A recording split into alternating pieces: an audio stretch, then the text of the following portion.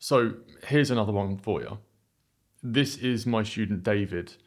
David is currently living over in Australia, which again throws a spanner in the works when it comes to the trading day, right? Your trading day shifts a little bit differently to what we would experience here in the UK or Dubai, like myself. What's more interesting in this case is that David was actually one of my clients in my previous company, SoFX. He was working with us there. That's what got him into trading. And when I started WeTrade, he came on board with us here and really focused on his education and actually becoming an independent trader. David is now a fully funded trader looking to use trading to get him out of his current 9 to 5 work. Strap in, give this one a watch, and I'll see you in the next one. But yeah, thanks for jumping on here with me anyway. Obviously, George has had a good conversation with you and stuff, and I mean we're Yeah, really wanting to jump on and just hear as many stories as we can. Really, obviously, people that are getting some good results, and I know that you've actually been working with me, similar to a lot of people, for I mean quite a number of years actually. uh, So I've been in the community 3 years, like in yeah, and out of it. yeah. So some good stories to be had. But yeah, I wanted to obviously jump on, hear a little bit about your journey, and to give the people that are going to be watching this a bit of an insight as to the reality of of trading and some of the ups and downs that they may have to go through. So I mean, if you could Yeah, start off by giving us a bit of an introduction to yourself, and then yeah, we can kick things off from that. yeah. So my name's David Ahern, and I moved to Australia 3 years ago now. So I actually originally got into trading. Fuck, it was back just before COVID, and I was actually originally part of another trading group, and I actually had a mentor before as well. Um, actually done pretty all right, but it's different style of trading to what I'm doing with you the last couple of years. It was more swing trading, and um I just wanted to learn something different, more like stocks and swing trading, and I Hmm. kind of came across Yi and kind of just took a shine or took a liking to that style. And it was obviously hard. It was hard switching because I'd reckon if I stayed with that, I probably would have had more success now than I would have had jumping over. But I think, yeah, I wasn't committed really for a while in and out of it. And yeah, I just wanted to switch up the style then when I came across what you were doing. Yeah. Okay. Cool. Yeah, I think I know who you were working with before. I think it's somebody that used to work with us, if I remember correctly. But Yeah, yeah, I mean, yeah. like you say, completely different styles of trading. It's like one end of the spectrum all the way back to the other end of the spectrum. Mm. So yeah, big jump. But I want to go sort of, I guess, back to before that. What was the thing that led you to actually want to get into trading in the first place? Why did you want to start trading? Um, well, I had originally, I think I dealt with you before when you had set up another firm as well, like years ago. That's how I Yeah. first came across you. But a friend of mine in school had like mentioned to me about the whole trading thing, and obviously it's like shiny object syndrome when you hear of charts and money, like, so you just get drawn to it. But just the usual shite with that. It was just like signals, kind of following signals. Some would come through, just like lamping on, like no clue about it really. Just following signals, just sticking on any sort of a lot size or anything like. Yeah. um, but no, I didn't even know anything about funded accounts or anything back then. So I actually blew quite a bit of my own money back then anyway. Like, but I was just like, obviously, fell done the signals for, I'd say it was 6 to 12 months, and did lose a lot, like a good bit of money just doing it, and then actually just tossed the whole trading idea for about a year, and came back to it, just in and out of it. And when I originally found the other mentor, like I was quite liking it, so I was kind of back in a good flow, like for a while. So things were going well, but then obviously just I tossed it to the side again for another probably a year after that. Then Yeah.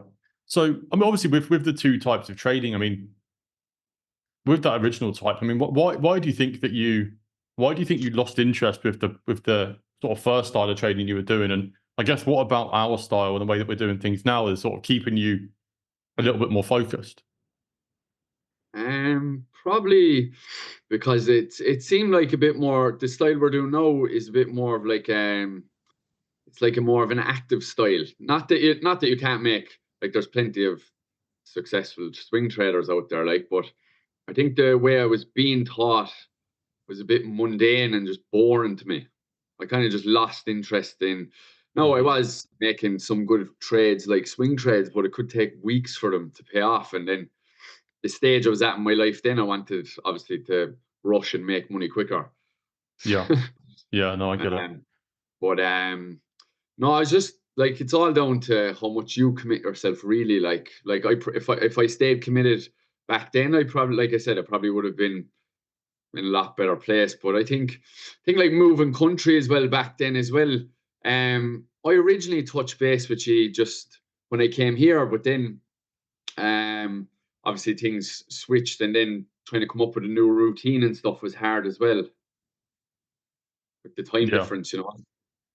Yeah, yeah, no, definitely. I mean, considering where you are now, you can't really trade New York session at all, really. I mean, it's like middle of the night for you, so you kind of have to focus pretty much everything you do on London session, really.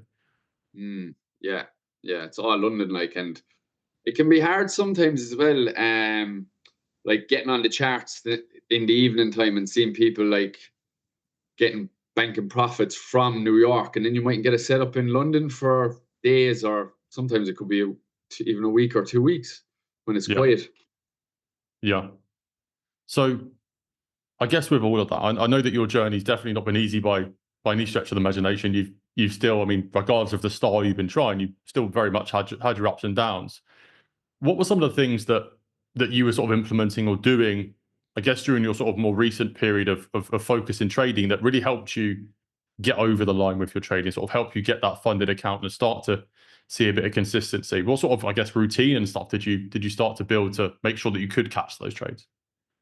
Um, yeah, so definitely wasn't reviewing my trades a lot. So I was doing a lot of like back testing, say, on the likes of the trading view with the replay tool, just going over trades. Like I have, like, it's taken me probably 8 or 9 failed challenges to actually pass this one, but I hadn't attempted a challenge before this since, it was the middle of last year. I actually bought a challenge, and it was actually going on for about 3 or 4 months, just because it went into drawdown. And I'd say it was 100K count, and then it was just in drawdown at like 90K, 91K for, like, I'd say about a month to 2 months. And then when that got blown, I had to really just focus in on actually going back and reviewing just myself, like, really. But a lot of it has come down to like being more disciplined, like actually outside of the charts as well, like in my life when it comes to like health, fitness, like my routine, like being meticulous with like just like my diet and taking my whole fitness routine serious. Get like, I'm up early in the morning anyway because I start work it depending on what job I'm on. I'm a plumber by trade, so I'm still working on site. So sometimes I might go to the gym before work at like 5 o'clock in the morning. So I suppose once you just kind of start building in routines like that and you make stuff like that a part of your lifestyle, when you go to the charts and you realize you're kind of screwing up on the charts, you have to fix yourself first before you can fix your actual Yeah. trading as well. Like, you keep running away from your bad habits. Yeah, yeah, no, definitely. But I think especially when you get in a bit of a cycle of just kind of showing up every day and expecting something to be different, you never really get the time to reflect and think, well, what is actually going wrong here? Like, why am I doing this? Why am I failing all of these challenges? And I guess you were in the position where you started to look at your own personal routine with health and fitness, and that allows you to then look at yourself in the mirror and look at your trading and think, oh, well, no wonder I wasn't getting the consistency that I needed, because there's so much Yeah. missing from the routine that I've got with my trading. And I guess, I mean, by the looks of things, I think that there was quite a noticeable shift in your performance, sort of when that all started to change. I mean, even just from some of the posts and stuff you were putting in the community, you kind of saw quite a night and day difference in the results that you were getting pretty much as soon as that sort of fitness routine was made apparent. Mm. Yeah, yeah, it would have been because I got into more with the health and fitness as well. We do a lot of I got into the Ironman trends with the triathlon, and that's kind of more meticulous than a normal fitness routine as well. So I think like by being hard on yourself with certain things as well, it has to seep like the discipline. It just seeps into all areas of your life as well. Like obviously the training followed with that as well. So yeah, definitely the last 6 to 12 months has been a big shift. Like, not saying that I still don't make bad mistakes, but I'm learning a lot more and things are falling into place a lot better. Yeah, yeah. So obviously the time difference is a big thing. Obviously trading in Australia. How do you currently manage trading around your job? I mean, is it a case of like you kind of finish your job and then you've got the rest of the day to then work, or do you have to juggle it between? Or No, so it's pretty all right. So the job I'm actually working on at the moment, I start at 6:30 in the morning and I'm finished at 2:30 in the day. So 8 hours. So I usually come home. The time difference now, the London market opens at 5 p.m. our time. So I have a couple of hours after work to get prepped for the charts and stuff as well. So it's quite good. Like you kind of have a good opening gap to lead you into London, like because I usually come home from work. I get home about 3 o'clock and the first thing I do is I bring the dog out for a walk for like half an hour, 45 minutes. I come back for like could be like 4 p.m. and then like between 4 and 5 p.m. depending on if I have to do something, say with my missus or something, like I'll usually get a good kind of prep or like I'll be on the charts for about between 4:30 and 4:45. Um but like yeah, just kind of doing stuff like that, making sure I'm like in a good calm state before I actually sit down at the computer because that was another thing that was letting me down. Like I might go to the gym after work and I'd rush home getting the charts and like I found like I wouldn't be sticking to my process. Like what I've implemented now a lot in the last 3 to 6 months is I'll sit down and I'll journal what way my day went, why am I gonna trade today? So like do I need to trade today? Am I only chasing the thought of winning a trade? Do I actually is the set am I going to take a setup if it's not providing our strategy? So Mhm. yeah, just a few things like that because when I like when I miss or when I rushed into trades before I wasn't doing any of that, like I wouldn't zoom out properly from the chart. I'd zoom into like 1 minute, so I'd see like false change of character. I wouldn't be looking at overall trend. And it just yeah, led me down a vicious cycle. So just like yeah, reeling things in a bit and focusing on my process before I jumped on the charts was massive. Yeah, yeah, no, 100%. I mean, it happens so often when people just kind of show up.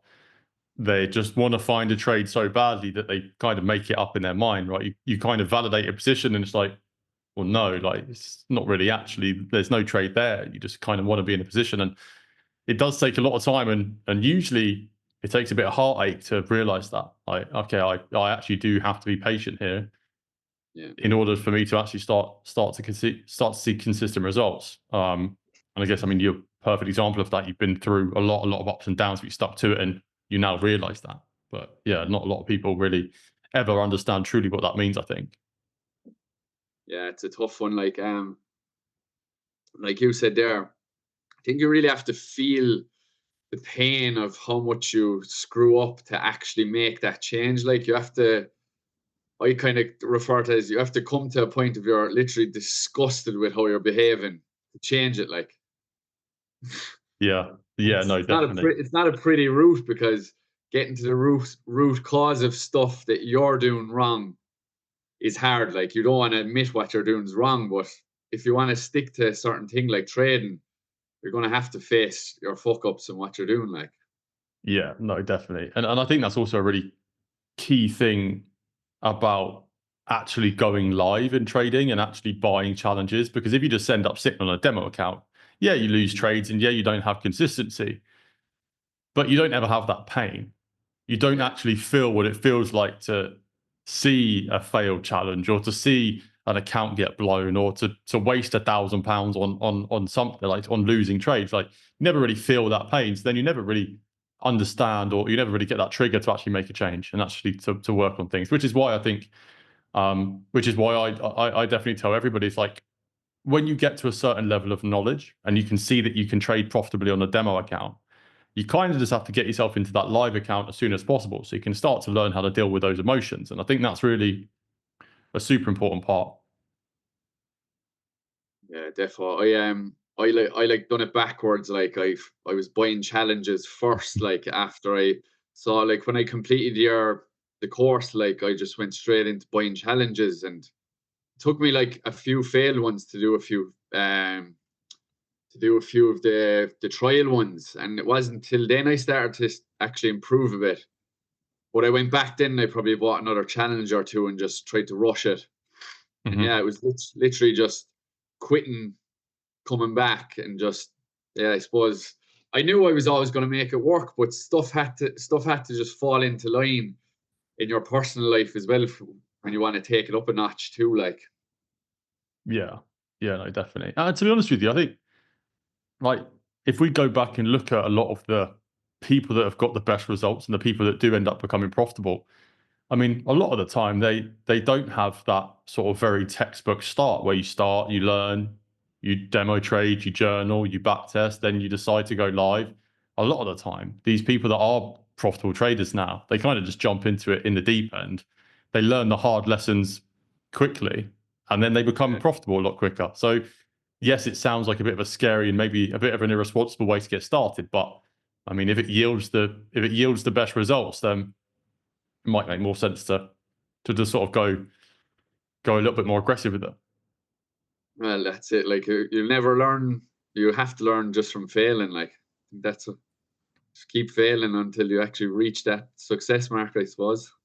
Yeah, yeah, no, 100%, 100%. So obviously you've just acquired 50K funded account, right? Yeah. Cool. In terms of moving forward, I mean, obviously you've got a pretty good routine at the moment. Like, you can go to work in the mornings, come back, you can trade in the evening, so you can juggle them fairly well. What are your sort of future plans with trading? I mean, what are you sort of hoping to achieve from this? Do you want this just to be something that you can juggle between the two, or is trading something you want to go into eventually sort of full time? What's your plan? Yeah, no, definitely full time. Like I've always been like chasing just the lifestyle of having the freedom to do whatever you want. Like obviously the money is a byproduct of you becoming successful as well. But like I'm working in construction now 15 years, so you're always going kind of building someone else's dream. So like I always knew, like coming home when I got into trading, I knew like it was never an option to quit really, like no matter how long it took me, because if you're gonna go to work and do someone else build someone else's dream, like you can surely make time in the evening to come home and do stuff for your own one. Hmm. So yeah, it's just to open up more of a free life for myself and my future family. I'm kind of into my fitness, like so I have a small little thing set up on the side, like a fitness little kind of community here. Like I've like only a small I've like 3 clients with me now at the moment. So that's only something, but that's something I love. So I would love to like pump funds into maybe doing something like that on the side as well. But definitely trading will be the main source of income, and it will be the hopefully the way I can just free up my spare time and just have work on my own time, really. Yeah, yeah, no, definitely. Well, you can see how it marries up quite nicely, especially you being over in Australia. Like, you can work from 5 p.m. till 8 p.m., 7 p.m., get your work done and your income made in that time period. And you've got the whole day to do whatever you want, really. You can pour all the time in the world into your passion projects, which is, I guess, that sort of freedom, that lifestyle that we're doing this for. So yeah, that sounds awesome. One more question before we go. I always ask this at the end of every call. I mean, as somebody that has definitely been there, done it, you've done a lot, you've tried different styles, you've failed challenges, you've got funded accounts. And yeah, you've definitely been through all of the ups and downs. What would be your 3 top tips to somebody that is new to trading or struggling with trading and they want to get to the stage where they can pass challenges, go full time in their trading? What 3 tips would you give to those people? So give it a lot of time. Like, just be patient with it and know that it will take time.